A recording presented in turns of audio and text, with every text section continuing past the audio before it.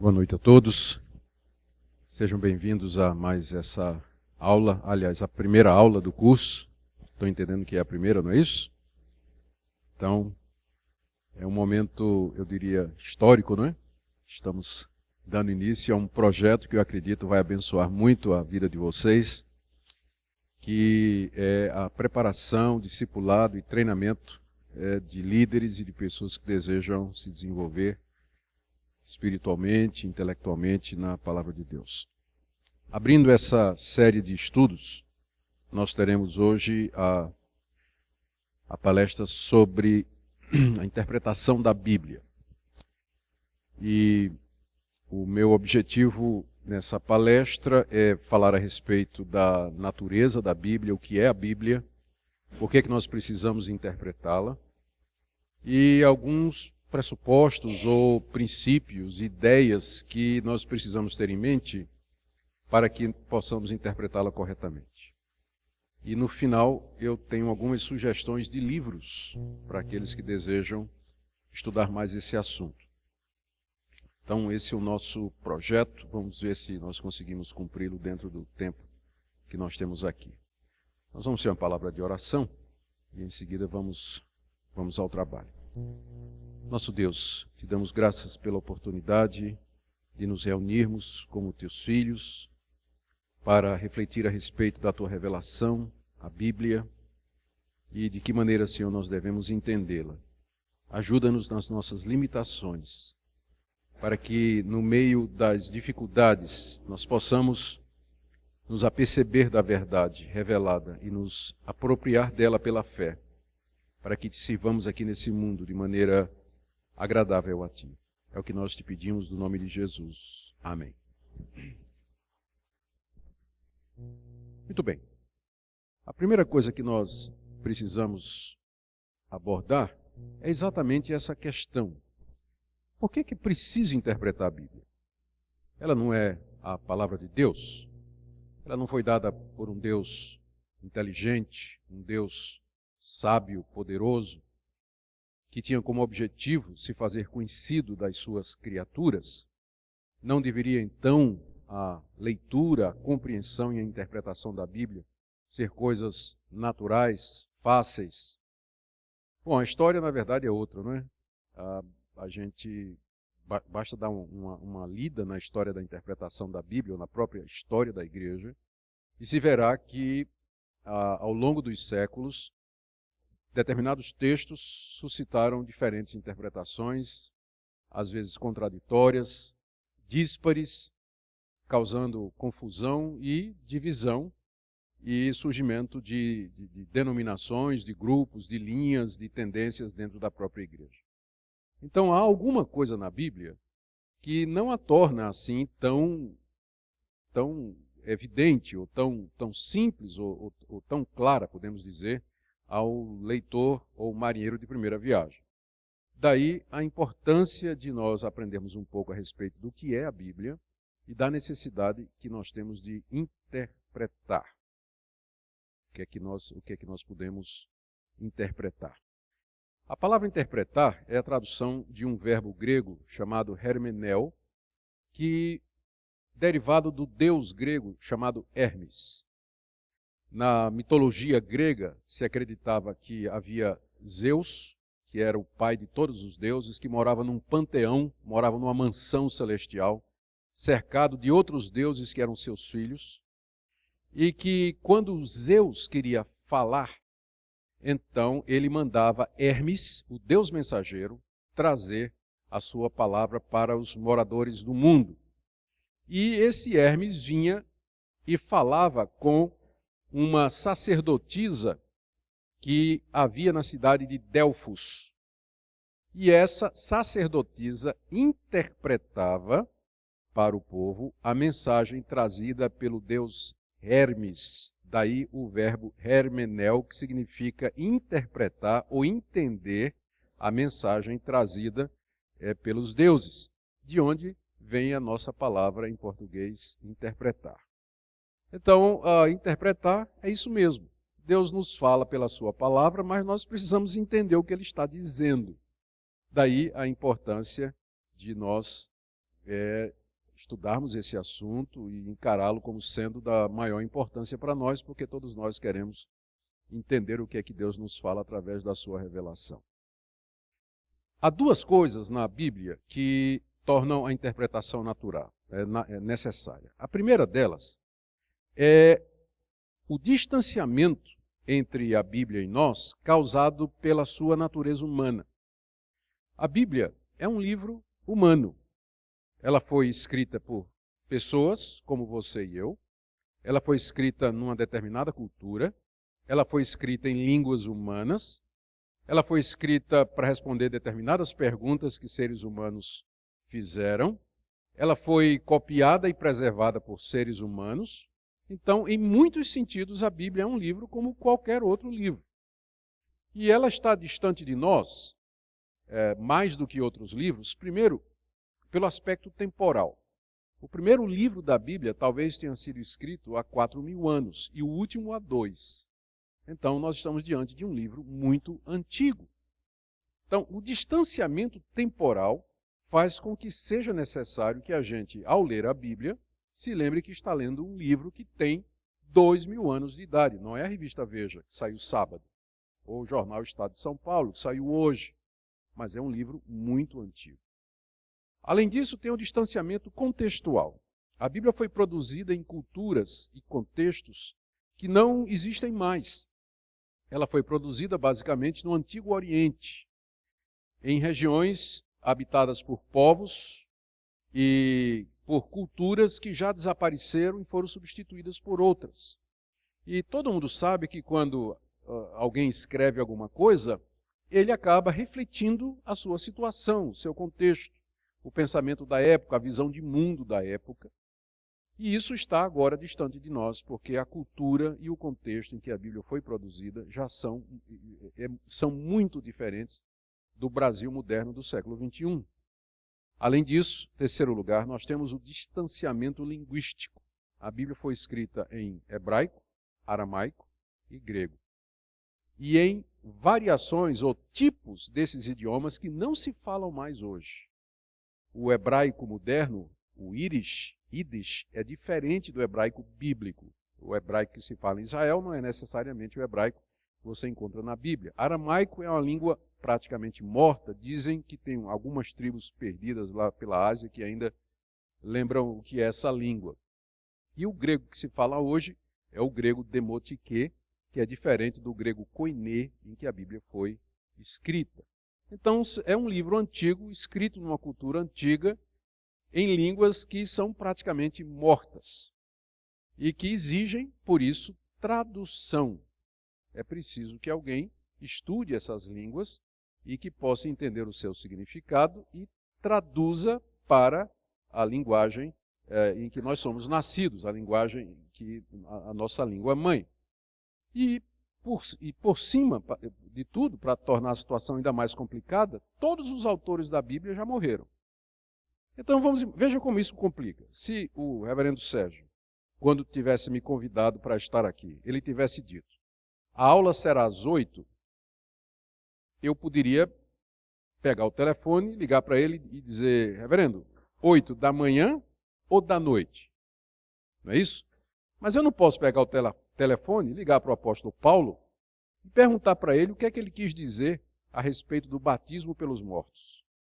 Não posso perguntar para Paulo o que é que ele quis dizer com isso. Então, a morte dos autores faz com que nós nos força a tentar entender o significado e o sentido que eles tinham em mente quando escreveram o que escreveram. Então, o fato da Bíblia ser um livro humano torna a interpretação necessária. É um livro humano, no sentido de que foi produzido por seres humanos que já morreram, em línguas praticamente mortas, em contextos que não mais existem e num tempo muito distante de nós. Então, para vencer a distância que nos separa da Bíblia, é que vem a ponte da interpretação. É isso, a tarefa do intérprete. É exatamente lançar uma ponte sobre esse abismo temporal, cultural, linguístico que nos separa da revelação de Deus. Mas tem outra coisa. A Bíblia não é somente um livro humano, mas ela é Um livro, não um livro divino, porque aí daria a ideia de que tem outros, mas ela é o livro. Ela é o livro de Deus, ela é a palavra de Deus. Então, se num certo sentido a Bíblia deve ser lida como qualquer outro livro, porque ela é humana, ela também deve ser lida como nenhum outro livro, porque ela é a palavra de Deus, característica que nenhum outro livro tem. E porque ela é a palavra de Deus, o distanciamento aumenta. Porque o que você encontra na Escritura é uma distância natural entre o Criador e a criatura. O que você tem na Bíblia é o supremo Criador, um Deus onipotente, onipresente, onisciente, eterno, imortal, invisível, imutável no seu ser, sabedoria, excelências, poderes e atributos, tentando falar com criaturas mortais, frágeis, passageiras, humanas, de carne, que não são oniscientes, onipotentes, nem onipresentes, que o conhecimento que tem é interpretado pelas suas próprias experiências. Então, o fato da Bíblia ser a palavra de Deus em si já estabelece mais uma distância. E o pior, segundo lugar, é que essa distância ela é acentuada pelo fato de que nós somos não somente criaturas, mas criaturas caídas, manchadas pelo pecado. O pecado não somente nos atacou moralmente, mas ele também nos limita epistemologicamente. A nossa capacidade de entender, de ser coerentes, a nossa lógica, o nosso raciocínio, a nossa capacidade, tudo isso também foi afetado pelo pecado. E por isso, a situação então é essa: criaturas limitadas e caídas, tentando entender a revelação de um Deus santo, justo, poderoso, bom, eterno, invisível, imortal, e por aí vai. Então, isso também exige de nós outra coisa. Se, por um lado, o distanciamento do lado humano da Bíblia exige a interpretação, ou seja, eu vou ter que estudar, vou ter que conhecer história, vou ter que conhecer grego, hebraico e aramaico, eu vou ter que ler arqueologia, eu vou ter que entender gramática, eu vou ter que entender literatura. Então, para interpretar a Bíblia, você vai ter que ralar. Isso é exigido pelo lado humano da Bíblia. Por outro, porque ela é o livro de Deus, você vai ter que orar, para que você possa entender o que é que Deus está querendo lhe dizer. E sabe qual era o lema de Calvino? Em latim, orare et labutare. Orar e labutar. Era assim que ele resumia a tarefa do intérprete.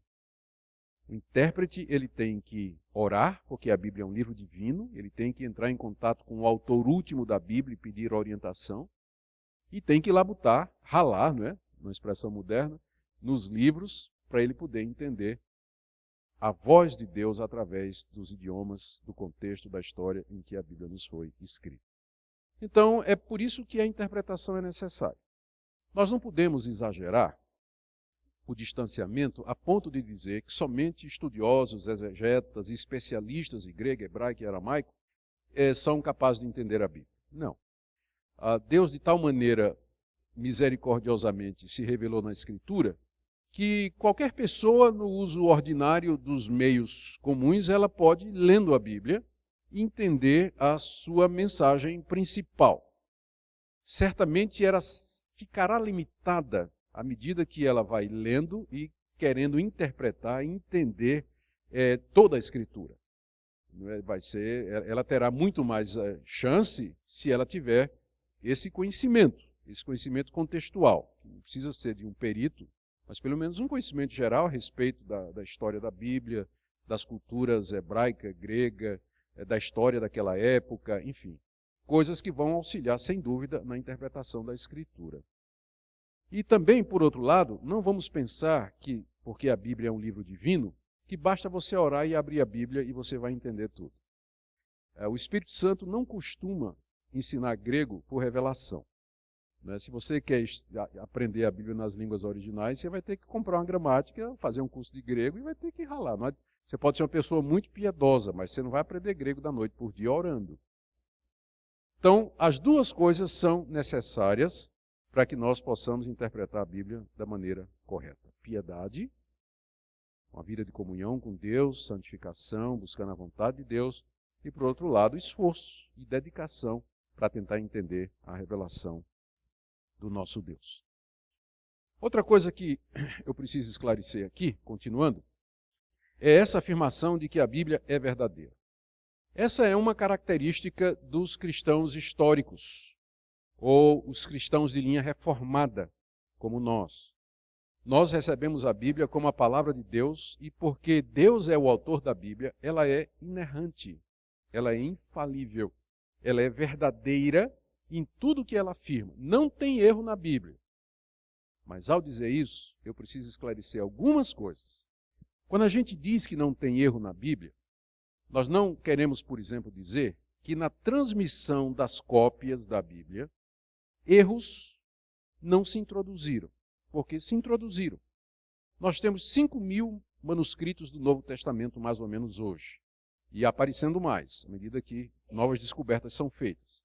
Esses manuscritos consistem de, às vezes, livros inteiros da Bíblia, coleção dos evangelhos ou das cartas de Paulo, ou às vezes fragmentos, pedaços de livros da Bíblia, ou lecionários que são leituras ou textos escolhidos para serem lidos durante o culto, né, muito antigos. E quando você compara, você percebe às vezes que tem diferença de palavra, às vezes a frase está invertida, às vezes uma linha inteira falta, ou às vezes a mesma linha está duplicada. Então, por que isso aconteceu? É porque depois que os autores bíblicos escreveram, os textos começaram a ser copiados pelas igrejas. Naquele tempo não tinha imprensa como tem hoje, não tinha máquina Xerox, não tinha celular que você tira a fotografia e passa por e-mail, né, para outra pessoa. Era tudo copiado na mão. E ao copiar um texto na mão, por mais cuidadoso que a pessoa seja, ela pode cometer erros básicos, copiar a mesma linha 2 vezes, omitir uma linha, pensar que você lê uma palavra e colocar outra, completar lacunas, onde você encontra, por exemplo, Jesus, então porque você está acostumado a chamar Jesus de Jesus Cristo, você copia Jesus Cristo. Cristo não estava no original, mas aparece na cópia. Então, erros desse tipo existem nos manuscritos que nós temos. Por isso que existe uma ciência chamada manuscritologia, que é liderada por peritos especialistas que se dedicam a comparar essas cópias, esses manuscritos, analisar a procedência deles, a qualidade deles, a época em que eles foram escritos, classificá-los em famílias e assim chegar o mais próximo possível dos originais, que nós não temos mais. Nós não temos mais o original escrito da carta aos Romanos, não temos mais o original do Evangelho de Marcos. As cópias mais antigas que nós temos, elas datam do Antigo Testamento cerca de 100, 150 anos antes de Cristo, e do Novo Testamento a partir do 2º século, 3º século. Então, e nenhum deles é o original. São cópias de cópias e de cópias. Pode ser que um dia a gente descubra o original, né? Mas, por enquanto, a gente tem cópia da cópia da cópia. Então, quando a gente está dizendo que a Bíblia é verdadeira, a gente está dizendo que os originais produzidos pelos autores inspirados por Deus, eles não tinham erro nenhum. Mas à medida que as cópias foram sendo feitas, apareceram então aqui e acolá algumas dessas diferenças. A boa notícia é que essas diferenças, elas são mínimas. Os estudiosos aí nos asseguram de que não chega a 5%. De toda a Bíblia, essas partes sobre as quais eles têm dúvida se pertencem ao original. E quando você vai dar uma olhada nesses 5, 7%, preposição, troca de preposição, inversão em vez de Jesus Cristo, Cristo Jesus, em vez de dizer observar, tem o verbo ver, troca um sinônimo, ou erros assim sem maior importância. E os que têm maior importância, eles não afetam qualquer doutrina básica da Bíblia Sagrada. Então, por exemplo, tem muitos manuscritos antigos que não têm o final do Evangelho de Marcos, onde está falando aquela parte de em meu nome falarão línguas, pegarão em serpentes. Na verdade, os manuscritos mais antigos não têm o final de Marcos.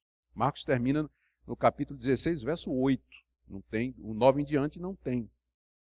E esse final só aparece em manuscritos do século VI, VII para cá. Então, como é que a gente faz com isso aí? Alguns acham que isso não quer dizer absolutamente nada. É apenas que aquelas cópias que faltavam no Evangelho de Marcos, elas foram preservadas exatamente porque eram cópias ruins, ninguém usava, por isso não se gastou. Não é? E que as que têm o final de Marcos, que é a correta, elas foram sendo gastas e copiadas, de maneira que as mais antigas são do século VI e VII. Então, há diferentes interpretações. Mas mesmo que o final de Marcos, vamos supor, não tenha sido escrito pelo Marcos, inspirado por Deus, ainda assim, a doutrina, a teologia que você encontra ali, você encontra em outras partes da Bíblia. Então, num certo sentido, não faria falta, porque você não afeta nenhuma doutrina principal. Então, quando eu estou dizendo que a Bíblia é inerrante, tem que lembrar disso, a inerrância é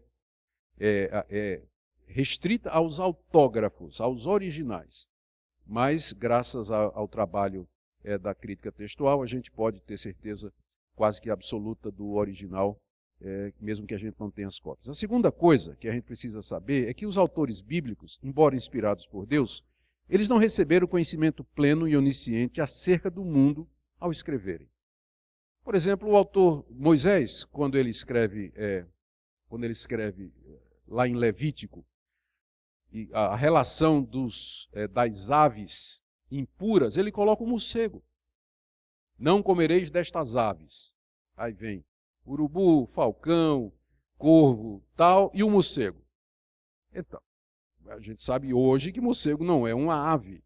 Mas na época de Moisés, tudo que tivesse asa e voasse era ave. Então Moisés escreveu com o conhecimento da época.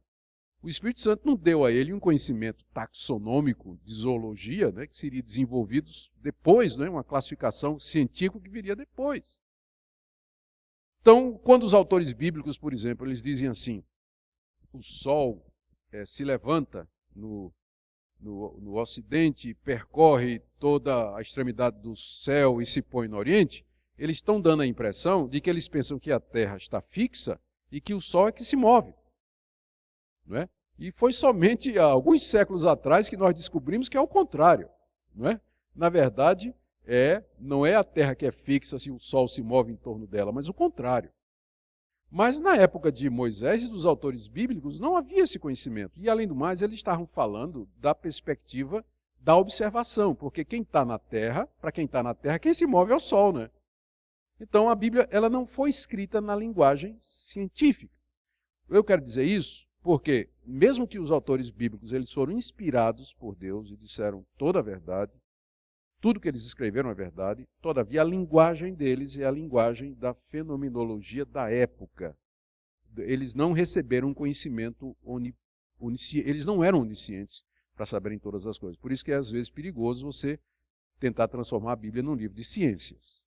Porque a Bíblia não é um livro de ciências nesse sentido, embora ela nos dê informações corretas a respeito do mundo, de Deus, da criação e do seu funcionamento. Terceira coisa, nós temos que admitir que há partes difíceis de entender na Bíblia. Há partes que são claras, fáceis. Qualquer pessoa sem qualquer conhecimento maior, com facilidade dará interpretação de passagens como, por exemplo, Deus amou o mundo de tal maneira que deu o seu Filho unigênito para que todo aquele que nele crê não pereça, mas tenha vida eterna. Ninguém precisa ser um especialista para ler aquilo ali e entender o que é que está sendo dito. Mas há partes da Bíblia que são, de fato, difíceis de interpretar. Por exemplo, os evangelhos. Há relatos que aparecem no Evangelho de Marcos e que são bem diferentes no Evangelho de Mateus e de Lucas. A história de Jesus entrando na cidade de Jericó, em que ele encontra um cego, e o cego fica pedindo para ser curado, segue Jesus, e Jesus cura o cego e despede o cego. Mas o outro evangelho diz que eram 2 cegos, e não um. E o outro evangelho diz que ele curou o cego na saída da cidade, e não na entrada. E como é que a gente faz com isso aí? Então, como é que a gente harmoniza isso aí? Então, essa é uma questão que a gente tem que tentar achar uma explicação. Tipo assim, eram 2 cegos, mas um é que falava. né? Então, por isso, um evangelista disse que era um só, porque o outro estava lá, mas quietinho no lugar dele. E o cego começou a gritar quando Jesus entrou na cidade. E ficou gritando o tempo todo. Quando Jesus estava saindo da cidade, Jesus curou. Então, um evangelista disse que foi na entrada, porque foi lá que começou, e o outro disse que foi na saída, que foi lá que terminou o processo, né? Então, depende de como você olha a história, não é verdade? Então, e como essa, tem muitas outras coisas que precisa a gente dar uma olhada, comparar e tentar entender porque é que, às vezes, entre os evangelhos, os relatos não batem ou não parecem bater, ou a cronologia do Antigo Testamento, determinados números, genealogias. Por exemplo, em Mateus, a genealogia de Jesus é completamente diferente da genealogia que você tem em Lucas. Como é isso? Então, há uma resposta mais evidente, né, que a de Lucas é a genealogia de Jesus por parte de mãe, e a de Mateus, a genealogia de Jesus por parte de pai. É razoável. Não explica tudo, mas é uma hipótese bastante razoável. Então, o fato de que tem partes da Bíblia que são difíceis não quer dizer que há erros ou contradições na Bíblia. Significa apenas que nós não temos informações suficientes para entender o que esse livro de 2000 anos de idade, escrito numa outra cultura, por pessoas que já morreram, em línguas que já morreram, o que é que esse texto quer dizer. Faz parte das dificuldades inerentes à Bíblia. A boa notícia é que todas as grandes verdades centrais da Bíblia são claríssimas em várias partes da Escritura. Não numa só, mas em várias partes da Escritura, e por isso nos tranquiliza. A outra coisa que eu quero dizer, outra coisa que eu preciso explicar é o seguinte: quando eu digo que a Bíblia é verdadeira, é infalível, inerrante, não estou dizendo que as traduções são inerrantes. Porque a gente tem que lembrar, quando abre a nossa Bíblia, que nós estamos lendo a Bíblia em português. A Bíblia não foi escrita em português. Você está lendo a tradução que foi feita de um texto hebraico, grego e aramaico. Então, nenhuma tradução ela consegue captar e transmitir com exatidão todas as nuances da língua original para a língua receptora. Isso é fato sabido e conhecido. Então,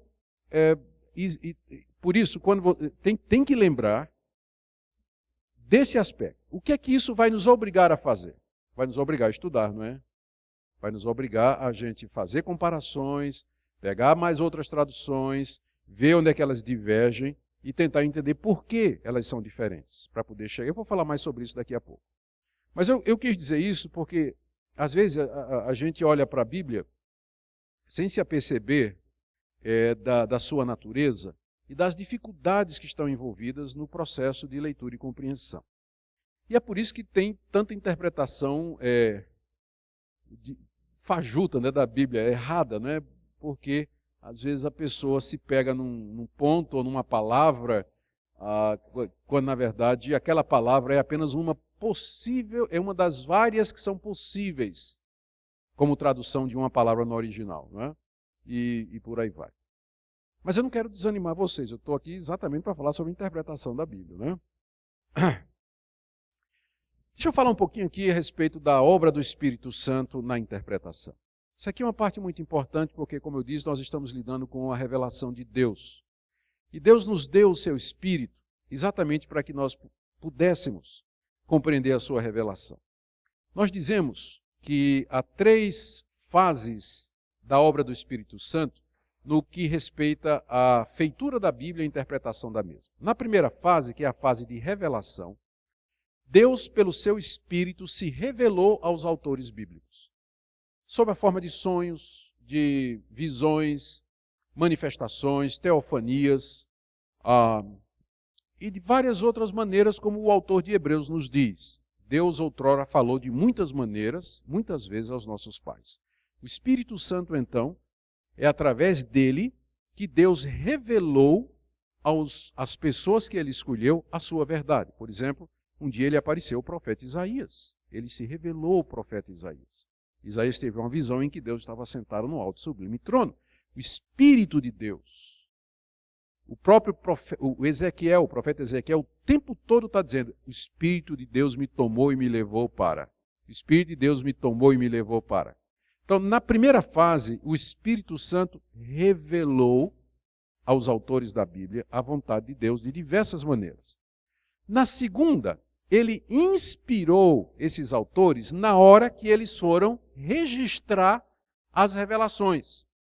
E a inspiração é aquela supervisão do Espírito Santo na mente do autor humano, de tal maneira que ele ficou preservado de errar. Ele, fora daquele momento, ele cometia erros como qualquer outra pessoa, mas naquela hora que ele estava registrando a revelação, ele estava sendo inspirado infalivelmente pelo Espírito Santo, de tal maneira que o registro é a própria palavra de Deus. Ele escreveu exatamente o que Deus queria que ele escrevesse. Essa é a segunda fase. E a terceira fase consiste agora em o Espírito Santo me iluminar meu entendimento, para que eu possa entender aquilo que inspiradamente está registrado e que é fruto da revelação. Então, é nesse sentido, por exemplo, que nós reformados dizemos que não tem mais revelação, porque essa foi a primeira fase do Espírito Santo. Revelar a verdade de Deus a escritores que, inspirados, registraram essa revelação. O que nós queremos agora, o que nós precisamos agora, não é nem de revelação e nem de inspiração, porque nenhum de nós vai escrever Bíblia. O que nós precisamos é de iluminação, que o Espírito Santo ilumine o nosso entendimento, clareie a nossa mente, abra os nossos olhos para que nós compreendamos a revelação de Deus que já está na Bíblia. Então o Espírito Santo tem um papel preponderante e crucial no processo de interpretação.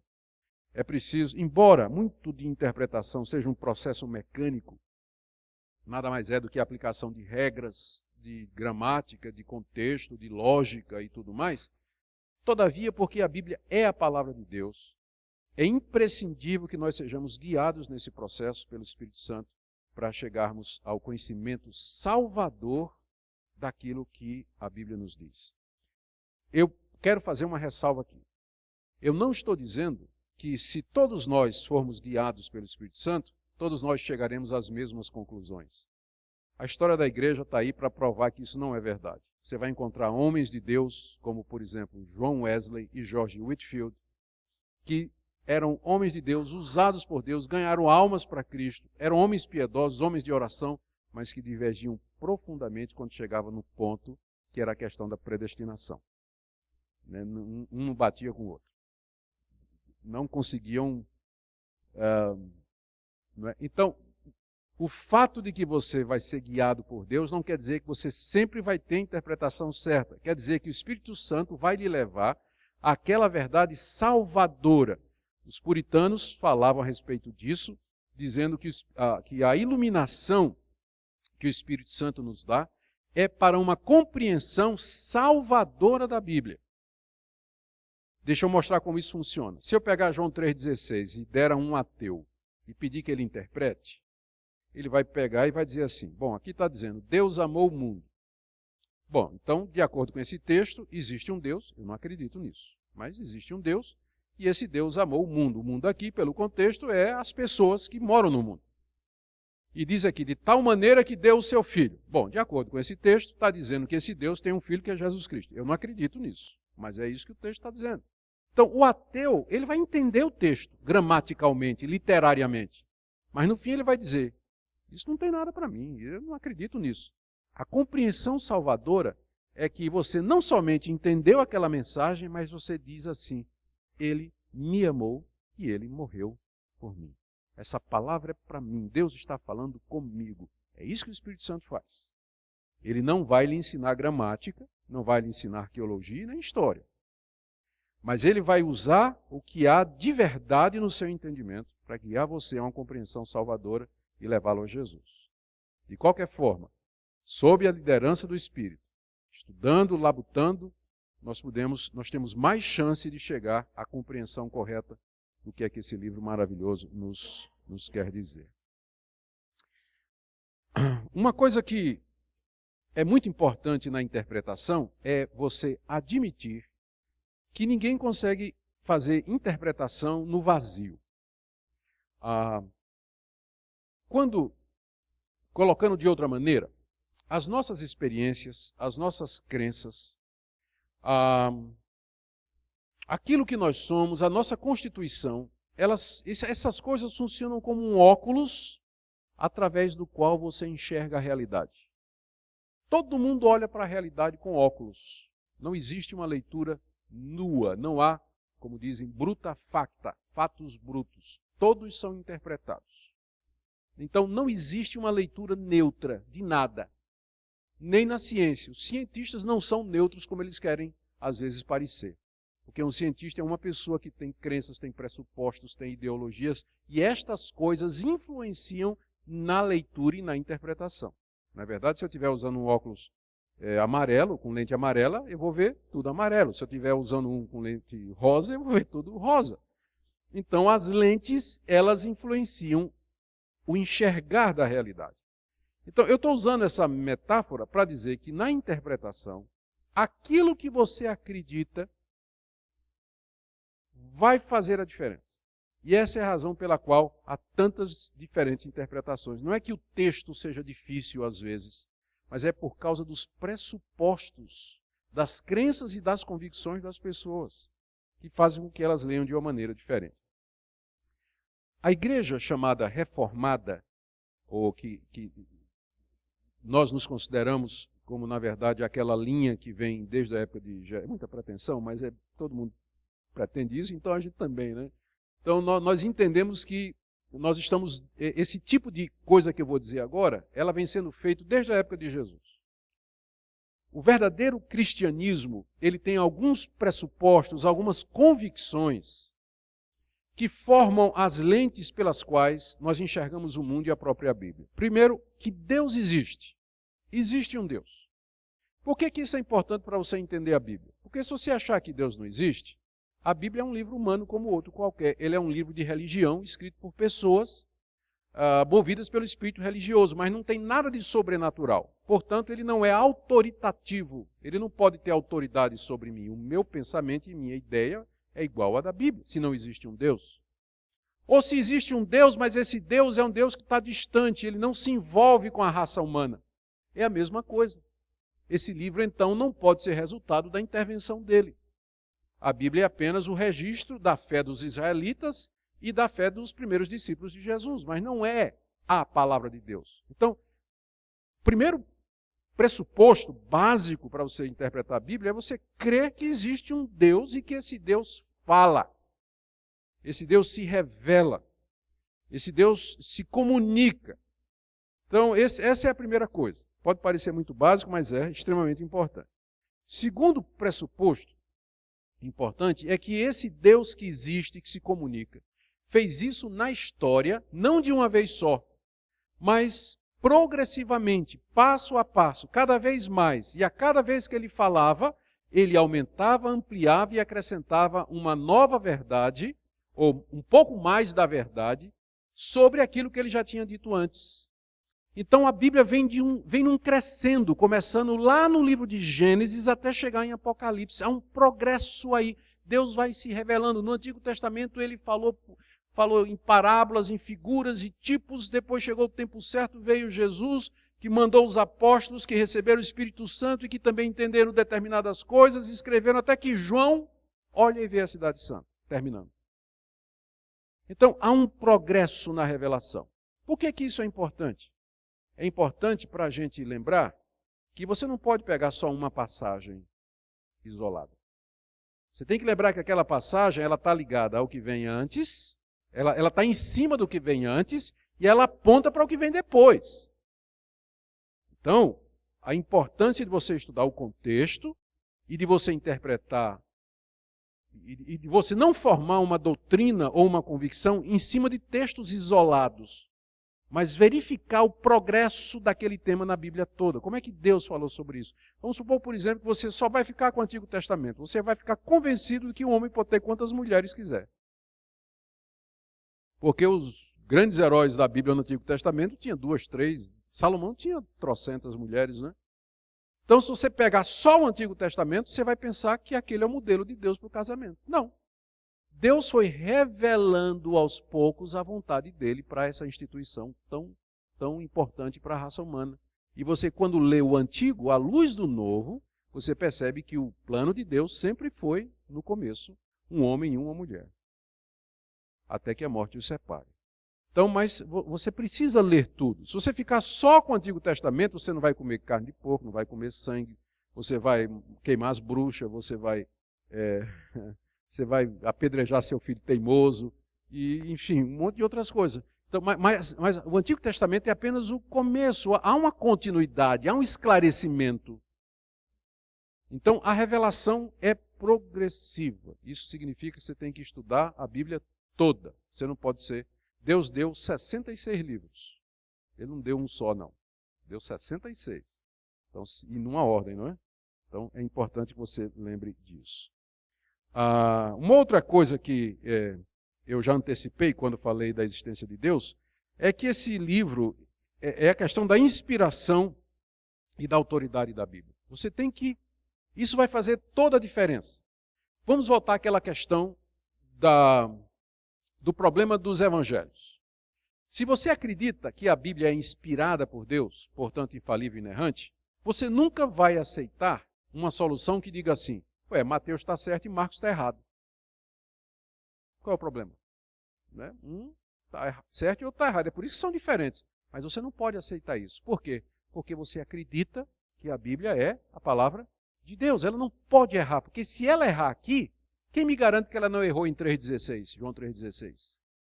Quem me garante que ela não errou quando diz que Jesus morreu pelos meus pecados? Então, você não pode aceitar de cara determinadas interpretações que vão lançar dúvida sobre a autenticidade da Bíblia, a historicidade da Bíblia e a sua veracidade. Por quê? Porque você crê na inspiração dela. Você vai procurar uma solução que harmonize as partes, sem lançar uma parte em contradição com a outra. Por exemplo, tem gente que acha que Tiago e Paulo se contradizem, porque Paulo diz que a salvação é pela fé sem as obras, e Tiago diz que a salvação é pelas obras e não somente pela fé. Aí um está dizendo que... Tem gente que diga, inclusive, que Tiago está combatendo Paulo. Mas uma pessoa que diz isso é porque está faltando essa crença aqui, que a Bíblia é a palavra inspirada e autoritativa de Deus.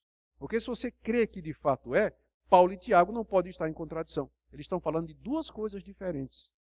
A fé que Paulo recomenda não é a fé que Tiago condena. E as obras que Tiago recomenda não são aquelas obras que Paulo está condenando. Estão falando de coisas diferentes. É só você dar uma estudada e ter boa vontade e crer na inspiração, que você vai ver como isso se harmoniza sem qualquer dificuldade. Um outro ponto aqui, sim, ainda na questão da autoridade. A importância de você crer na autoridade da Bíblia é que é isso que vai determinar a sua razão de interpretá-la. Qual é o seu propósito de ler um livro antigo, de uma oriental? Para que você vai ler? Curiosidade? De museu? Você não é colecionador, você não é historiador, você não é arqueólogo. Qual o seu interesse em ler a Bíblia? Você só tem um interesse em ler a Bíblia. Porque você acredita que ela é a palavra de Deus e que Deus ali fala autoritativamente e que ali está o que Deus quer para você. Portanto, a Bíblia tem autoridade. Você quer interpretá-la para que você possa obedecê-la. Não é isso? Se você for ler a Bíblia com outra intenção, ela vai se fechar para você, eu lhe garanto. Como Jesus diz, quem quiser saber, vai entender a vontade de Deus. Então, se você vai para a Bíblia querendo ouvir a voz de Deus, se sujeitar a ela e obedecê-la, ela vai se abrir para você. Mas se seu interesse é apenas uma curiosidade, satisfazer perguntas que você, na verdade, não pretende nem obedecer, qualquer que seja a resposta, não vale, garanto a você que não vale a pena. Tem livro mais interessante para você ler. Tá? Tem muita coisa mais interessante para você ler do que esse livro velho. Mas se para você é a palavra de Deus, então isso vai fazer toda a diferença. Outro ponto aqui é o que a gente chama da história da redenção. História da redenção é o nome que a gente dá ao tema da Bíblia. Quando você pega um livro, um romance ou alguma coisa, ele tem um enredo, não tem? O enredo é uma sequência histórica de atos e de eventos que vão acontecendo, criando uma determinada tensão, provocando uma determinada reação até um desenlace. Esse é o que se chama de enredo. É o roteiro de um livro, de um romance, de um filme de ficção, um filme policial, um livro policial e assim por diante. Então a pergunta é, qual é o roteiro da Bíblia? Qual é o assunto da Bíblia? Qual é o tema da Bíblia?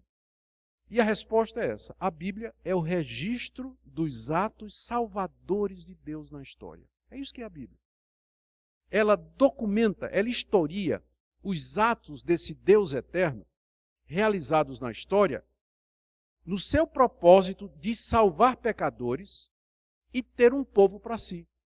E como ele, para fazer isso, mandou Jesus, seu filho, para ser o executor desse projeto. O livro começa com a queda da humanidade e termina com a glória de Deus, com a redenção dessa humanidade. A Bíblia registra todos os atos que Deus fez. Expulsar o homem do paraíso, fazer promessas, mandar matar animal e dizer que aquilo representava o Salvador, fazer milagres, mandar profetas, por fim mandar o seu próprio filho. Então todos os atos, as ações e atitudes de Deus para a salvação do homem estão registrados na Bíblia. Esse é o grande tema da Bíblia e por isso que nós dizemos que Cristo é o centro da Bíblia. O alvo da Bíblia, portanto, já que é o registro dos atos salvadores de Deus, é nos apresentar Jesus Cristo. No Antigo Testamento ele estava em figuras, no Novo ele aparece claramente. E os apóstolos nos explicam quem ele é. Então, se você tem isso em mente, quando você for ler a Bíblia, você vai lembrar disso. Eu estou lendo aqui um livro histórico que está registrando história da redenção, história da salvação. Não é um livro qualquer, mas é um livro muito especial.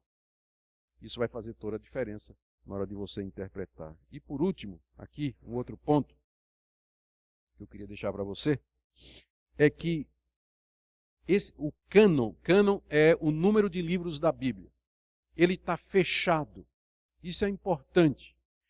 Deus se revelou, mandou escrever, e o que Deus quis que fosse escrito e preservado, a igreja, através da providência de Deus, reconheceu e fechou. São os 66 livros que compõem a Bíblia. Nós não reconhecemos outros como sendo inspirados, apesar de que a Igreja Católica fale dos deuterocanônicos, dos apócrifos, dos pseudepígrafos. Algumas pessoas às vezes chegam para mim e dizem assim, mas por que você não aceita o Evangelho de Tomé? Só aceita o Evangelho de Mateus, Marcos, Lucas e João. Minha resposta é a seguinte, você já leu o Evangelho de Tomé? Não. Leia, depois venha falar comigo. A pessoa lê e depois volta e diz, é mesmo. Que diferença. Então, você quer saber por que a gente não aceita o Evangelho de Tomé, o Evangelho de Judas, o Evangelho do Nazareno, o Evangelho de Nicodemos, meu xará? Você quer saber o Evangelho da infância de Jesus? Compre, tem para vender, e leia. Tem na internet, gratuitamente aí. É só baixar em português. E você vai ver porque que a igreja nunca aceitou esses evangelhos. Você vai ver a diferença. Não precisa dizer mais nada. Leia e você vai ver. Então, está fechado o cânon. Não tem novas revelações, não tem novos livros. Deus não está fazendo mais aquela fase de revelação. Está acabado, fechado. Isso é importante para nós, por quê? Porque quando eu for ler Mateus, eu sei que eu posso procurar lá em Isaías ajuda para entender Mateus. Entende? O cânon, ele delimita o contexto da Bíblia, aonde eu posso procurar ajuda. Eu não vou ler o Evangelho de Tomé para tentar entender o Evangelho de Mateus. Eu não vou tentar entender o Apocalipse de Baruque, eu não vou ler o Apocalipse de Baruque para tentar entender o Apocalipse de João. Então, o contexto literário da Bíblia são os 66 livros, e é lá que eu vou procurar ajuda para entender. Ali é o todo que compõe, ali é o todo através do qual eu vou tentar entender as partes. Para você ter uma ideia de como isso é importante, acaba de ser lançado nos Estados Unidos um livro intitulado Um Novo Testamento para os Dias de Hoje. Eles pegaram o Novo Testamento e acrescentaram 10 livros apócrifos e publicaram como se fosse uma Bíblia, dizendo que esses livros aí, estranhos que eu falei, eles têm a mesma autoridade do Mateus, Marcos, Lucas e João. Então, por isso que essa questão do cânon é importante.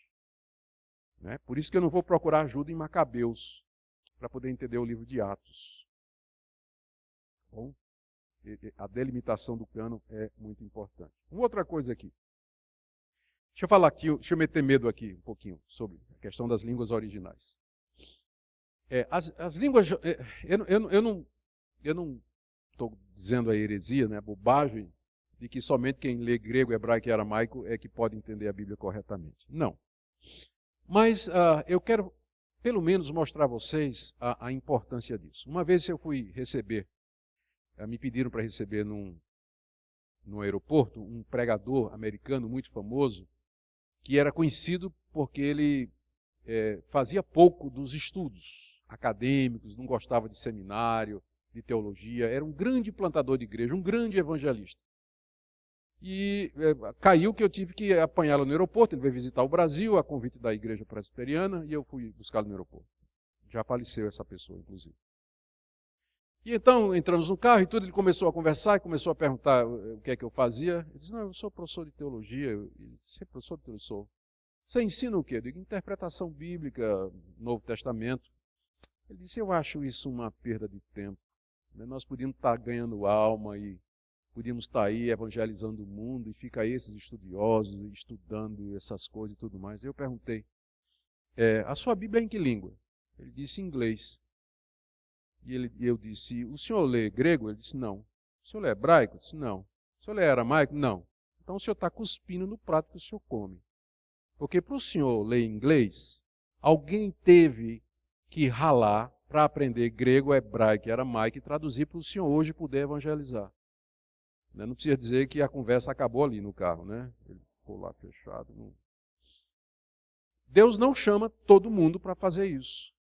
Mas Ele precisa chamar gente da sua igreja para se dedicar a estudar, a pesquisar e para dar ao povo de Deus, com fidelidade, a revelação de Deus na sua própria língua. Às vezes, a tradução de uma Bíblia, das línguas originais para uma língua nativa, demora 10 anos ou mais, 15 anos. Os primeiros missionários, sem os recursos que hoje têm, levaram às vezes 20 anos para traduzir a Bíblia toda para línguas nativas, nas quais não havia qualquer porção da palavra de Deus. Hoje em dia é bem mais rápido, né, com os recursos que se tem.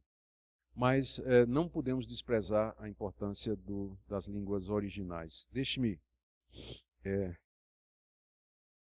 aqui.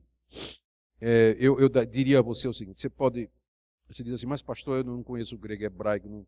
Eu dou uma sugestão para você. Tem boas Bíblias que têm comentários, são Bíblias anotadas, e eu sugiro, por exemplo, a vocês a Bíblia de Genebra. É um pouquinho cara, mas ela vale o investimento. Ela tem notas de rodapé explicativas, ela tem recursos que explicam as palavras mais complicadas da língua grega, explica por que há diferentes traduções. Então, o que eu estou dizendo é que não só você tem uma Bíblia, mas tem uma Bíblia que você possa consultar. Comentários bíblicos ajudam muito, porque são anotações feitas por esses estudiosos que passaram a vida toda estudando. E se você quiser mesmo entrar, por exemplo, na língua do grego, eu vou depois na indicação bibliográfica sugerir a você um livro para autodidata. Você aprende grego sozinho. Eu tenho o maior medo disso, mas tudo bem. Tá certo? Foi inclusive escrito pelo meu sogro nesse livro. Diga.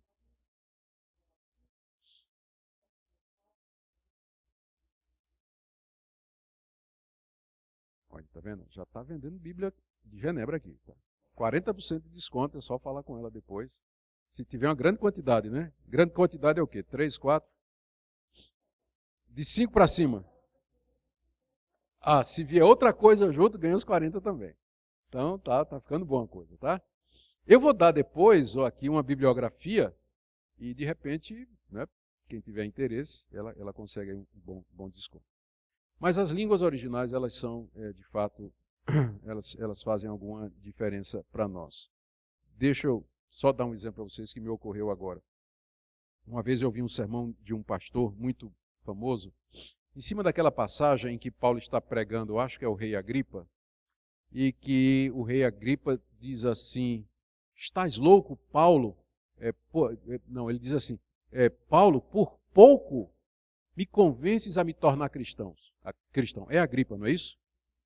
Agripa ouviu a pregação de Paulo e disse, por pouco você me persuade a me tornar cristão. E esse grande pregador fez um grande sermão em cima disso. E o título é O Quase Cristão. O pecador que fica, não é, persuadido e influenciado e faltou esse tiquinho para ele se tornar cristão. Só que, na verdade, o que o texto original está trazendo, e a culpa não é do pregador, é que ele não consultou o original. O texto original, da verdade, é um deboche. Agripa está dizendo assim, você acha que com tão pouco você me persuade a me tornar cristão? Para você ver a diferença, compare, por exemplo, a Almeida com a NVI. Uma diz de um jeito e outra diz do outro. E a Bíblia, na linguagem de hoje, você vai ver que as três divergem a respeito disso. Então não era importante ele ter dado uma olhada no original? Não é? Porque é uma palavra difícil, é uma construção difícil no original, e os tradutores tiveram que fazer uma decisão. Um achou que a Agripa estava quase convencido e o outro achou que a Agripa estava debochando, porque as duas interpretações são possíveis gramaticalmente. Eu, pessoalmente, acho que a Agripa estava debochando, dizendo a Paulo assim, você acha que com tão pouco você me convence a me tornar cristão? Não é? Que, se não me engano, é a NVI, ou a Bíblia na linguagem de hoje, que segue essa interpretação. Só para mostrar a importância dele ter, pelo menos, consultado, né, uma outra tradução ou original grego, antes de construir um sermão muito bonito, mas no texto provavelmente errado. Né? E aqui entra realmente a questão da avaliação das traduções. Já que a gente não vai estudar grego, nem hebraico, nem nada, a solução é a gente depender das traduções. E ainda bem, embora muita gente ache que é muito ruim, mas na verdade eu acho muito bom que nós tenhamos muitas traduções boas na língua portuguesa. Porque, diante do quadro que eu acabei de falar para vocês, esse número grande de traduções vai facilitar o nosso trabalho de fazer comparação. Quando a gente vai avaliar a tradução, a gente tem que levar em consideração algumas coisas. A primeira delas é a recomendação do pastor. Pastor, qual é a melhor tradução? Tal. Obrigado. Pronto. Resolvido o assunto, né? Mas se você não quiser usar esse recurso, aqui tem algumas dicas a respeito de como você pode avaliar as traduções. Primeira é a identidade e capacidade de tradutores. Primeira regra número 1, desconfie de traduções que foi feita por uma pessoa só. Não é bom. As melhores traduções são aquelas feitas por uma equipe. E é óbvio a razão. Não é? Porque se você está fazendo uma tradução sozinho, se você errar, você não vai ter ninguém para dizer, olha, não é bem assim. Mas as grandes traduções, como as grandes sociedades bíblicas do mundo todo, e tem várias, elas nunca entregam a tradução de um texto a uma pessoa só. Elas formam uma equipe de gente especialista nas línguas originais, especialista em literatura, em arqueologia, história, em todas as ciências, em hermenêutica, em filologia, todas as disciplinas e ciências que estão relacionadas com o trabalho de tradução. E essas equipes trabalham anos a fio. Eu fui convidado, representando a nossa denominação, a pedido do presidente do Supremo Concílio, eu fui representando a IPB numa reunião na Sociedade Bíblica do Brasil, porque a Sociedade Bíblica do Brasil, e lá estava representante dos metodistas, luteranos, enfim, de todas as grandes denominações históricas, estavam todos lá. E aí o presidente da Sociedade Bíblica do Brasil, junto com a equipe, disse, nós estamos chamando vocês aqui porque nós queremos saber a opinião de vocês sobre a possibilidade da gente fazer algumas mudanças na Almeida atualizada, que é a Bíblia mais vendida do Brasil, a mais querida do Brasil. É que a última revisão dela foi em 85. E já se passaram muitos anos e o português, a língua portuguesa já mudou. Então lá tem dizendo, Oxalá fulano morresse. Oxalá é um deus da Umbanda. Então, esta coisa é proibida. Coisa, ninguém fala coisa hoje, né? É coisa, né? Então, eles estavam querendo fazer uma revisão da Almeida, que eles disseram que duraria uns 3 anos, mas eles queriam a aprovação das grandes denominações históricas para mexer naquela que é a Bíblia do Brasil. Então é um trabalho sério. Então a primeira coisa que você tem que fazer quando vai avaliar uma tradução é quem traduziu? Quem foi o comitê? Quem patrocinou isso aí? Então é bom você saber isso aí. Segunda coisa, qual foi o texto usado como base da tradução? No Novo Testamento, eu vou exemplificar no Novo Testamento. No Novo Testamento, depois que aqueles estudiosos comparam os manuscritos e faz todo aquele trabalho, eles percebem que há, na verdade, duas linhas de texto. Você pode classificar todos aqueles textos em duas categorias. Um que eles chamam do texto crítico e outro que eles chamam do texto receptus ou texto recebido ou majoritário. Um é mais antigo, mas tem poucos manuscritos representando. O outro é mais recente, mas tem a grande maioria dos manuscritos. E esses textos, eles, como eu disse, divergem entre si 5%. Mas aí, como você não sabe disso, você está lendo, por exemplo, Almeida, Romanos 1, na nova versão internacional, aliás. Você está lendo Romanos 8:1 na nova versão internacional e diz assim: portanto, agora já não há condenação para os que estão em Cristo Jesus. Aí você pega a Almeida corrigida e vai ler, e Romanos 8 diz assim: portanto, agora já não há condenação para os que estão em Cristo Jesus, que não andam segundo a carne, mas segundo o Espírito. Opa! Aí você olha de novo, peraí. Tem uma frase inteira que está na Almeida e que não está na NVI. Por quê? Resposta. A NVI usa o texto crítico. E a Almeida corrigida usa o texto grego majoritário. E esse é um dos pontos em que eles divergem. Romanos 8:1. É maior no texto majoritário do que no texto crítico. Aí você fica arrancando os cabelos, né? Dizendo, estão me enganando, né? Ou então é um erro aqui, ou qualquer outra coisa assim. Não, é porque há dois textos gregos principais. E as sociedades bíblicas no Novo Testamento utilizam ou um ou outro. Eu vou dizer quem utiliza o que daqui a pouco. Outro exemplo. Se você ler na nova versão internacional, 1 de João 5, 7 e 8, diz assim: há três que dão testemunho, o Espírito, a água e o sangue, e os três são um. Se você ler na Almeida corrigida, diz assim: três são os que dão testemunho no céu. Aparece a palavra no céu aí. O Pai, a palavra e o Espírito Santo. E esses três são um. E continua: e três são os que dão testemunho na terra, o Espírito, a água e o sangue. E esses três concordam em um. Tem uma frase inteira falando da Trindade na versão corrigida que não aparece na NVI. Por quê? A resposta é aquela que eu já dei. O texto crítico não tem a segunda parte que fala da Trindade, enquanto que o texto majoritário tem. Então, como uma segue um texto e a outra segue o outro, então, quando eles traduziram, essas diferenças aparecem. Então, antes de você arrancar os cabelos, a melhor coisa é você ter as duas, comparar e perguntar por que é que às vezes está diferente. E a resposta vai ser, quase sempre, que reflete uma diferença no manuscrito original. Que não é importante porque a doutrina da Trindade, por exemplo, não depende dessa passagem, né? Para a gente provar a doutrina da Trindade, tem centenas de outros textos na Bíblia que nos falam a respeito disso. A terceira coisa, gente, eu estou com a impressão de que quando sair daqui você vai jogar sua Bíblia fora, né? Nunca mais eu quero interpretar a Bíblia. O alvo não é esse. O alvo é tornar você um leitor avisado, né? Consciente do que é que você está fazendo, tá? Para que você possa interpretar a Bíblia corretamente. A terceira coisa que você tem que levar em consideração é a filosofia da tradução empregada. Existem basicamente duas filosofias de tradução. A primeira delas é chamada equivalência formal. A equivalência formal é o método de tradução em que você traduz palavra por palavra, literalmente. Por exemplo, lá em Filipenses, Paulo diz assim, no grego.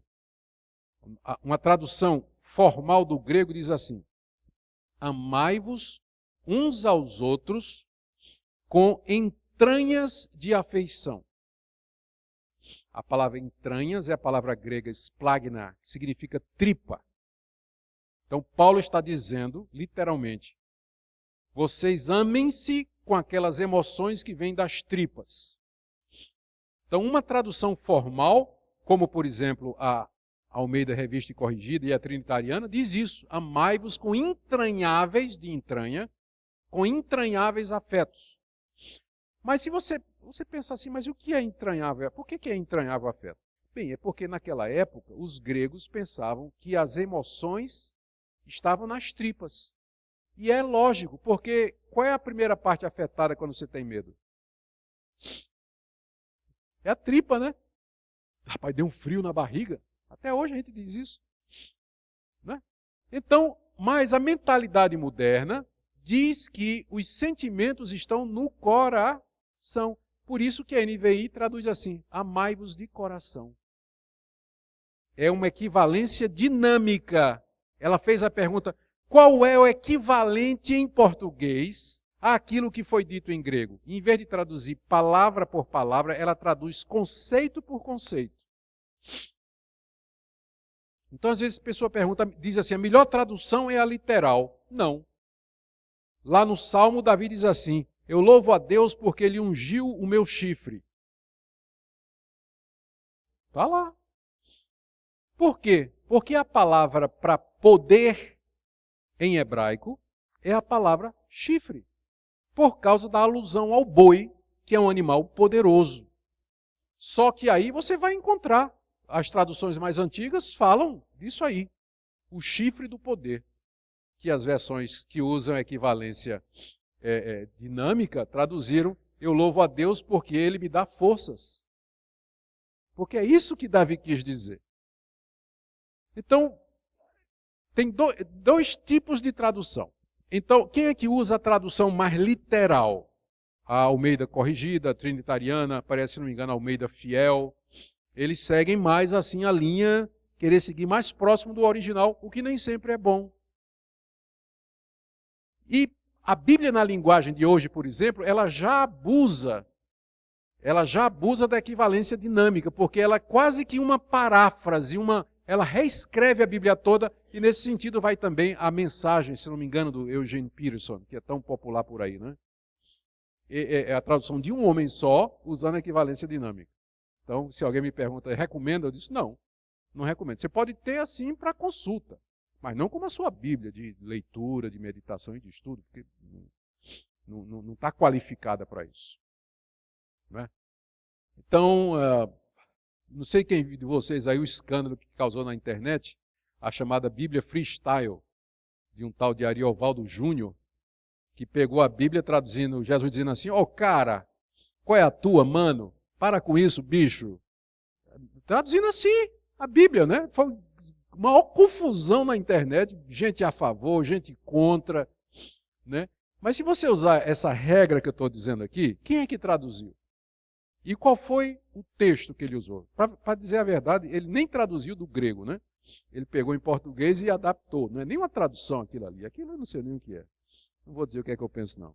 Tudo bom. Tá? Então, as versões mais respeitadas do Brasil, as traduções, elas procuram ficar no meio desses dois extremos, equivalência formal e equivalência dinâmica, como, por exemplo, a Almeida e NVI. Então, a Almeida e NVI, elas ficam ali no meio. A NVI puxando um pouquinho mais para a equivalência dinâmica e a Almeida atualizada ainda um pouquinho no lado formal. Mas basicamente são as duas Bíblias mais usadas no Brasil hoje, não é? E eu creio que elas são as de melhor qualidade no que diz respeito à filosofia de tradução, a qualidade dos intérpretes e tudo mais. Minha sugestão é que você tenha várias versões para comparação. Eu tenho várias versões. Eu tenho várias. Eu tenho um programa, há programas de computadores disponíveis, aí, que tem 80, 90 versões da Bíblia. É claro, não só em português, mas em inglês, em alemão, francês, holandês. E se você arranhar um pouquinho essas línguas, aí fica bom espanhol, aí dá para você vendo e fazendo comparações, e isso vai ajudar bastante essa questão das traduções. Deixa eu falar aqui mais um pouquinho, meu tempo está acabando já, né? É até que horas, pastor? Já acabou, né? Gente, eu quero só correr aqui. A questão do gênero literário. O gênero literário é É o nome que se dá ao tipo de literatura que você está lendo. Novela, poema, poesia, história, são gêneros literários. E cada gênero literário tem que ser interpretado de uma maneira diferente. Uma parábola não pode ser interpretada como você interpreta uma narrativa. Não é isso? Vou dar um exemplo de como isso é importante. O livro de Jonas. O que é o livro de Jonas? O livro de Jonas narra a história de como aquele profeta fugiu da ordem de Deus no navio. Deus mandou uma tempestade, veio um grande peixe, engoliu, ele passou 3 dias lá no fundo do mar, na barriga do peixe. Ele era tão ruim que o peixe não aguentou, vomitou na praia. E Jonas então foi para Nínive pregar o evangelho. A pergunta é, qual é o gênero literário de Jonas? Jonas é história ou Jonas é uma parábola? Ou uma lenda?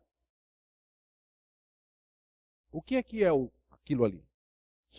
Então, veja como isso é importante para determinar a interpretação. Se para você aquilo ali é histórico, então você vai ler aquilo como história, como fato acontecido, e você vai procurar entender o que é que Deus estava querendo dizer e transmitir com aqueles atos que ele realizou e que estão registrados no livro de Jonas. Mas se para você aquilo é uma história, é uma parábola elaborada por alguém, a sua pergunta vai ser, então, qual era a intenção daquela pessoa em elaborar aquela parábola? Qual era o ponto que ele queria dizer? Que a gente tem que amar os inimigos? Então, a definição do gênero literário já vai determinar a sua interpretação. E você faz isso todo dia. Quando você abre o correio, você recebe vários gêneros literários. Você recebe uma conta, que é o que vem mais, né? Conta. Você recebe propaganda, você recebe uma carta de amor da sua esposa e você recebe o jornal. Você não vai, se você ler a carta de amor da sua esposa como você lê a conta, né? Ou vice-versa. Não é isso? Então você de cara, quando você bate os olhos, isso aqui é uma conta. Não é isso? Quando você vai ler uma carta, você bate os olhos, isso aqui é uma carta, e aquilo já orienta a sua interpretação. Por isso que é importante, quando você está lendo a Bíblia, você perguntar, o que é isso que eu estou lendo? O relato de Gênesis, Gênesis 1, 2 e 3. Deus criou o mundo em 6 dias. Aquilo é história ou aquilo é lenda, mito fundante? A determinação vai fazer toda a diferença na interpretação. Eu creio que é história. Jesus acreditava que era. Ele cita várias vezes como sendo história. Então eu fico com Jesus. Certo? Mas a determinação vai ser fundamental para a interpretação do texto. Deixa-me falar de outra coisa aqui. Só mais um ponto. Então, terminando, regras básicas. Note aí. Primeira, lembre quando você for interpretar que a mensagem central da Bíblia é a revelação de Deus em Jesus Cristo. Aquilo que nós chamamos de história da redenção. É importante, quando você está lendo um livro, você ter uma ideia do que é que o livro está falando. Não é isso? Se você for ler um livro de geografia pensando que ele é um livro de física, né? Não vai fazer sentido. Mas então você tem que entender o que é que você está lendo. Você está lendo a revelação inspirada, registrada dos atos salvadores de Deus na história, da qual Jesus Cristo é o centro. Segunda regra, a melhor intérprete da Bíblia é a Bíblia. Você está lendo, por exemplo, Lucas e diz assim, bem-aventurados os pobres, porque deles é o reino dos céus. Aí você diz, puxa, Jesus está dizendo que todo pobre vai para o céu. Mas peraí, como é que Mateus diz isso? Mateus diz, bem-aventurados os pobres de espírito. Ah, entendi. Mateus me ajuda a entender Lucas. Que tipo de pobreza Jesus está se referindo? É a humildade, né, que é chamado no Oriente de pobreza espiritual. Eu sei que em português tem outro sentido, né, mas no Oriente o pobre de espírito era o humilde. Ao contrário do altivo, né? Então, Mateus me ajuda a interpretar Lucas. Então, essa é a regra número 1, chamada analogia da fé. Ou seja, a Bíblia é a sua melhor intérprete. Quando você encontrar uma passagem complicada, procure achar outras passagens que lancem luz naquela passagem mais obscura. Então, essa é a regra de ouro. A Bíblia é a sua melhor intérprete. Outra, o Antigo Testamento é interpretado pelo Novo. Você não é judeu, você é cristão. E se você é cristão, significa que você lê o Antigo Testamento à luz do Novo. Você interpreta o Antigo à luz do Novo. O Novo funciona como um filtro para se entender. Então, fazendo isso, por exemplo, uma regra básica é: tudo aquilo que está no Antigo Testamento e que não é confirmado do Novo, passou. O que está no Antigo Testamento e não está confirmado no Novo, passou. Não é válido mais para nós hoje. E aí você já vai deixar de fora um monte de coisa, né? E vai deixar do lado de dentro um monte de outras, que são confirmadas no Novo Testamento. Então, você tem que ler o Antigo à luz do Novo, sempre, porque é essa a sequência da revelação. Tá? Você agora tem a revelação completa, você olha agora do fim para o começo. Olha do fim para o começo. Outra regra. O texto quer dizer o que o seu autor quis dizer. Pode parecer um truque, mas não é não. Deixa eu ilustrar. Pega a parábola do bom samaritano. Aquela parábola diz assim, que um homem descia de Jerusalém para Samaria e no meio do caminho os salteadores bateram nele, deixaram ele ferido à beira da estrada e foram embora levando tudo. Passou um sacerdote, olhou, fez de conta que não viu, passou um levita, olhou, fez de conta que não viu. Aí veio um samaritano que não falava com os judeus, são dois povos inimigos, mas o samaritano viu o coitado do judeu espancado e aí se apiedou dele, botou bálsamo nas feridas dele, colocou sobre o seu jumento, levou para uma hospedaria, deu 2 dinheiros lá, 2 denários ao dono da hospedaria e disse: cuide dele até que eu volte. Não é isso? E aí você pega essa parábola e faz a seguinte interpretação. O samaritano, o judeu que descia significa o homem perdido. Os salteadores é o pecado. E você fica lá à margem da estrada, é o homem que caiu em pecado. O levita e o sacerdote significa a lei que não pode salvar. O bom samaritano é Jesus, que derrama seu sangue, o vinho, nas feridas, levanta a pessoa, o ferido, o novo nascimento, coloca em cima do jumento, que é o evangelista, e leva para a estalagem, que é a igreja. E diz para o dono da estalagem, que é o pastor: tem aqui 2 moedas, que é o batismo e Santa Ceia. Cuida dele até que eu volte, segunda vinda. Qual o problema com essa interpretação? Tem alguma coisa errada na interpretação? Não, porque não está correto, não é essa a história da redenção. Mas a pergunta é essa: quando Jesus contou essa parábola, o que é que Jesus queria dizer? Quando você lê o contexto, aí você descobre. Alguém chegou para Jesus e disse assim: quem é o meu próximo? E Jesus então contou essa história para explicar que meu próximo é quem precisa de mim, ainda que seja o meu inimigo. É esse o sentido. O texto quer dizer o que Jesus quis dizer. Você não pode pegar a parábola do bom samaritano e dar outro sentido. Você está violando a intenção do autor. Está distorcendo. Não foi isso que Jesus quis dizer. Mas você vai encontrar pastor pregando no bom samaritano sobre isso. Já teve gente que pregou sobre a mãe do filho pródigo? Já ouviu falar? A mãe do filho pródigo. Ela nem aparece na história, mas o cara deduz. Primeiro tinha uma mãe, claro que tinha uma mãe, né?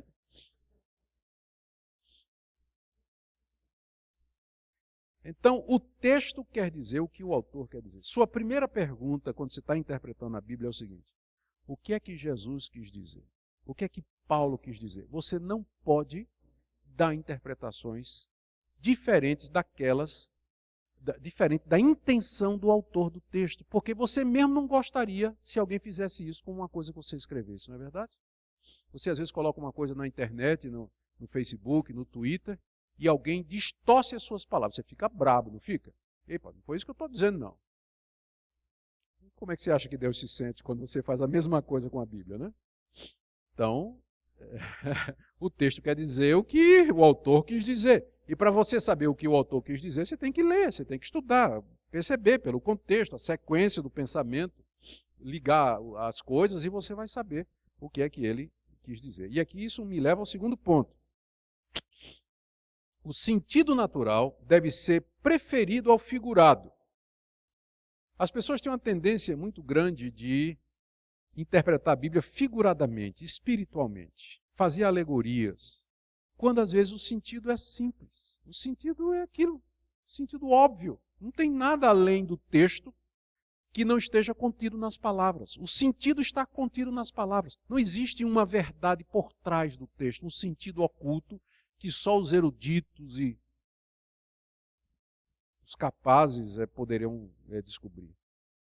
Como aconteceu muito na Idade Média, quando a Igreja Católica começou a criar doutrinas, então apareceram os intérpretes que começavam a dar interpretações figuradas para a Bíblia, surgiu a famosa quadriga. A quadriga dizia que cada passagem bíblica tinha 4 sentidos. O natural, que era o bruto, que estava na cara. Depois o anagógico, que era uma lição moral.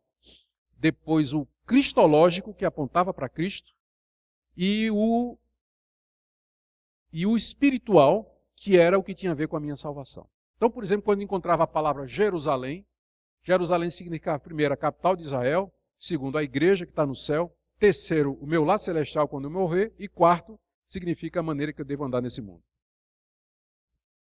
Mas quando Mateus escreveu Jerusalém, ele quis dizer tudo isso? Não. Quando ele escreveu Jerusalém, estava se referindo à capital de Israel. Então tem muita gente que vai ver sentido espiritual, né, na Bíblia, que não tem. Orígenes, que foi um dos primeiros a fazer isso, um cara do século III, se não me engano, quarto ou segundo, por aí. Orígenes, ele comparou a Bíblia ao corpo humano, ao homem, dizendo assim, da mesma forma que o homem é corpo, alma e espírito, a Bíblia tem 3 sentidos, equivalente ao corpo, alma e espírito. O corpo é o texto, a letra que mata. Mas o sentido verdadeiro é o espírito, que está lá dentro escondido, e só os espirituais podem conhecer.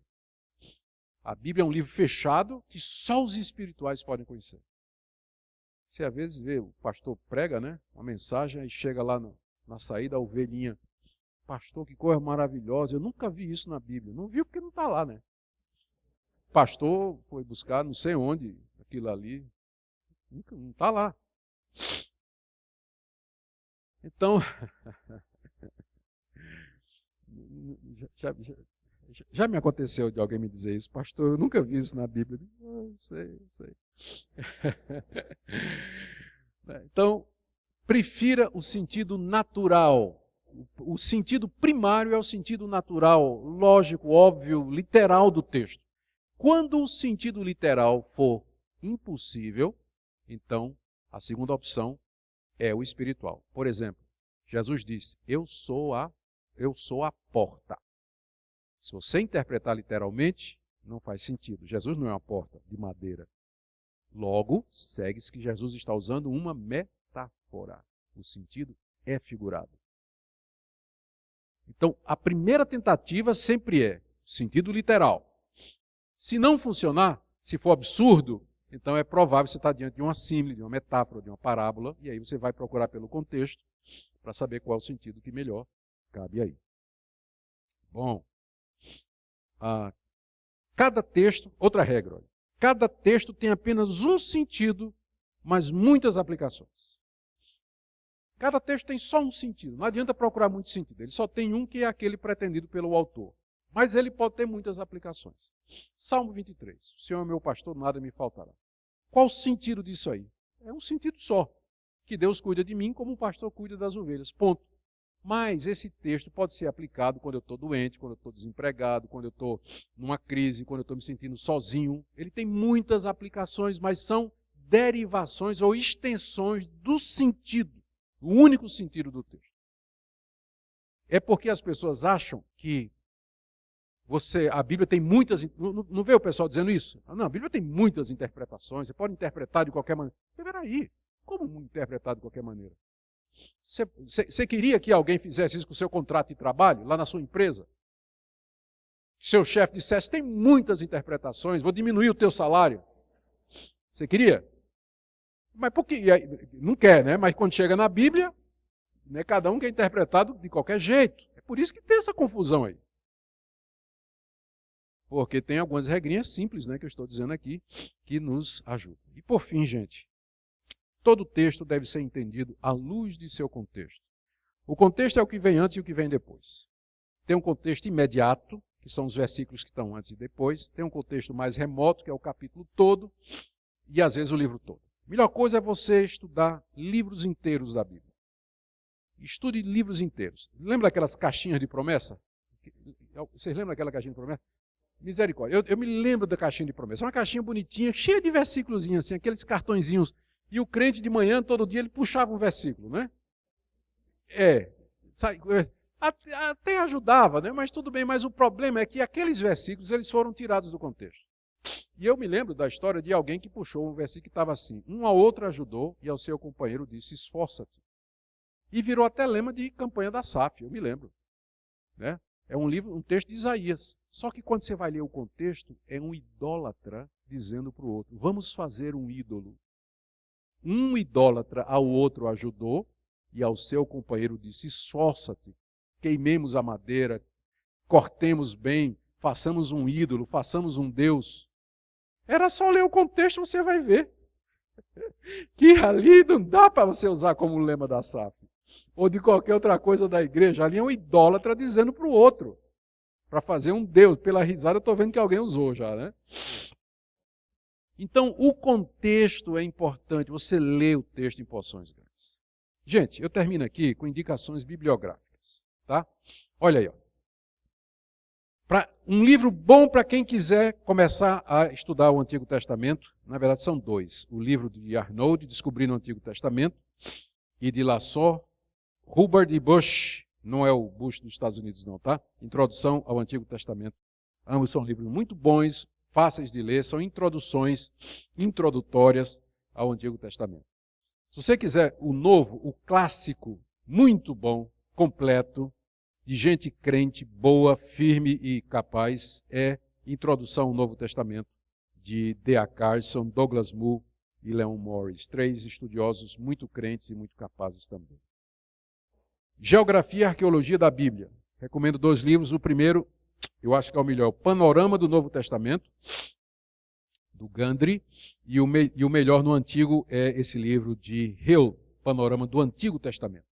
Ele descreve os costumes, arqueologia, história do Antigo Testamento. Isso ajuda você a ler, a entender a vida desses homens. Se você quiser entrar no hebraico, tem uma gramática básica aqui, que é a de Futato, publicada pela Cultura Cristã em 2010. Ela é boa também. Grego, o livro aqui do meu sogro, Francisco Leonardo Schalkvik, Pequena Gramática de Grego Neotestamentário. É um livro autodidata. Você dá para pegar um pouquinho de grego aí. Hermenêutica, que é a arte da interpretação. Sugiro Princípios de Interpretação Bíblica, do Berkhoff. É um livrinho, essa finuria assim, que traz muito do que eu falei aqui. Não foi que Berkhoff copiou de mim, não é? Eu peguei dele. Teologia Bíblica do Antigo Testamento, aqui já é mais profundo, mas é uma interpretação teológica do Antigo Testamento, do Palmer Robertson, O Cristo dos Pactos. Esse livro também dá uma versão muito boa. No Novo Testamento, o melhor ainda é o do George Eldon Ladd. Ele é um batista pré-milenista, mas tirando esse pequeno defeito, a teologia dele é maravilhosa. E Metodologia Exegética, um livro que trata de exegese e interpretação, é o livro de Roy Zuck, A Interpretação Bíblica, Meios de Descobrir a Verdade da Bíblia. É um livro antigo, de 1994, mas continua sendo um livro muito bom. Essas indicações bibliográficas aqui, eu vou fazer o seguinte. Vocês vêm quarta-feira, né? Quarta-feira tem mais? Então, na quarta-feira, vocês terão aqui cópia dessas, não dos livros, mas da indicação, tá certo? Para que vocês, os interessados, possam depois se aprofundar. Muito obrigado pela sua atenção. Nós vamos orar para terminar. E até quarta-feira, né? Se Deus quiser. Você está vendo? Isso aqui é só o começo. Lembra da revelação progressiva? Começa ruim e vai melhorando. Tá? Então, quarta-feira já é uma revelação mais progressiva. Pai querido, obrigado pela tua Bíblia, obrigado pela tua revelação, obrigado pelo Espírito que é o intérprete no nosso coração, obrigado pela igreja, pelos homens que o Senhor levantou através das épocas, que oraram e labutaram para nos dar a Bíblia na nossa língua. Obrigado pelos pastores que nos explicam essa palavra, pelos mestres. Obrigado, Deus, pela tecnologia que nos dá tantas possibilidades hoje. Pedimos, ó Deus, que Tu abençoes a Tua palavra aqui no Brasil e que a igreja ame a Tua palavra, queira seguir a Tua palavra e não tradições humanas, pragmatismos, costumes e invenções humanas, mas que a igreja se submeta à Tua revelação. Em nome de Jesus. Amém.